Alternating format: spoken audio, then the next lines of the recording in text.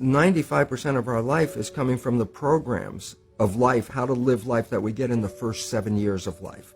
And that's why poor people stay poor and rich people stay rich. The movie The Matrix is not science fiction. It's a documentary.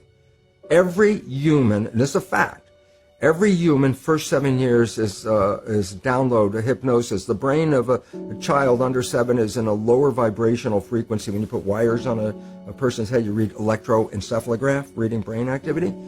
A child below 7 has a lower vibration than consciousness. It's called theta.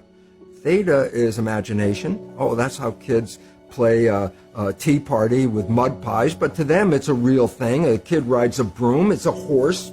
That's theta, imagination. Theta is also hypnosis. And the idea is this: before you can become conscious, if you don't have any programs, what are you going to be conscious of? So nature makes the first 7 years.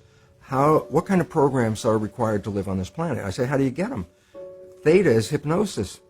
You just watch. You watch your parents, you watch your siblings, and your community, because you have to learn how many 100,000 rules. Think about it. Just to be a functional member of a family and a functional member of a community, there are rules. Teach an infant these rules. I say, oh, you don't have to.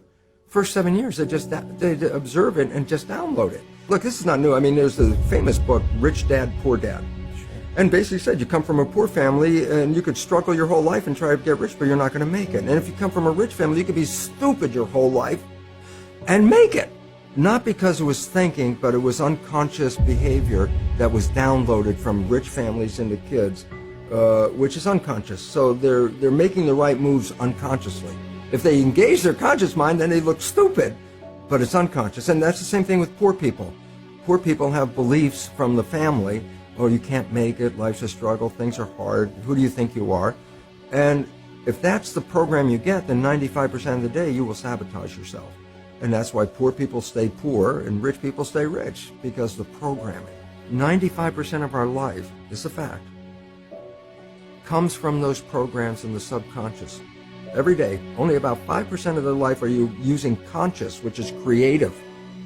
5%. So your life is being lived, even though you think you're living your life. Exactly, and you don't see it because it's called subconscious, below conscious.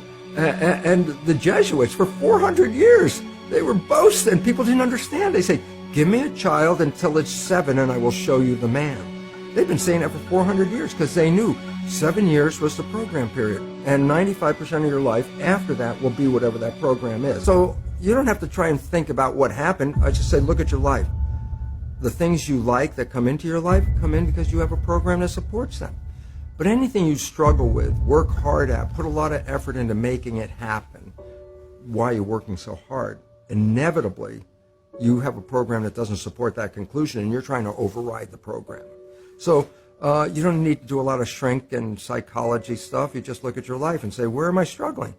Because wherever you're struggling, inevitably it's a program in your subconscious that does not support that destination you've been looking for. The conscious mind is creative and can learn in any number of ways. Read a self-help book, go to a lecture, listen to this program, and conscious mind's going to get some awareness. And I go, yeah, but subconscious mind doesn't learn that way. I go, right, it doesn't. Subconscious mind learns in two fundamental ways naturally. Hypnosis, which is the first 7 years. And after age 7, how do you put new programs in? Repetition. Practice. You want to drive a car, you didn't learn how by just getting in the seat and put the key in. You had to practice driving the car. You want to learn the alphabet. How many times did you go from A to Z? Try to go to A to Z before you can complete it. And once you completed it, you didn't have to go back and do it again. So 2 phases. You want to train the subconscious mind. Hypnosis. Repetition. I like the last one because there's a new phrase that's bandied about called fake it till you make it. Meaning, if you're not a happy person, I say, you want to be a happy person? Then repeat all the time, I'm happy, I'm happy. I say, well, you don't look happy or anything. I say, no, who am I talking to? By repetition, I'm talking to subconscious. Okay. If subconscious gets, I am happy, and 95% of your life comes from that subconscious, there will be a point once the subconscious got, I am happy, you don't have to say it again. Okay. It'll be automatic. And that's why we see people do affirmations and gratitude journals and stuff, because if you do that daily... It's repetitive, and that's the secret part. Putting a sticky note on the refrigerator is more like a suggestion, but it's not a repetition. So it doesn't work very well. But you have to do, repetition is a habit. It's making habit. So you got to do something religiously in the sense of repeating it to make it work.